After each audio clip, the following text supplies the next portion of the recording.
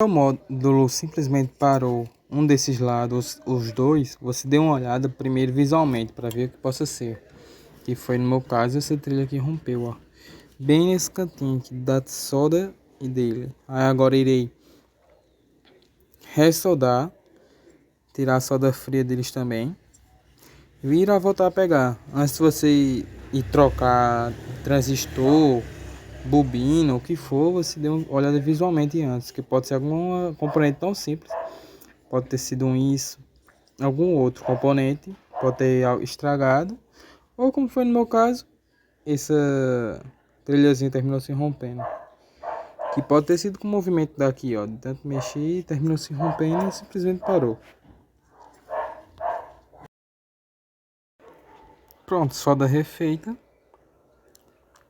Tirar os pontos, tirei as pontas de solda fria. Agora é só instalar e volta a pegar normalmente.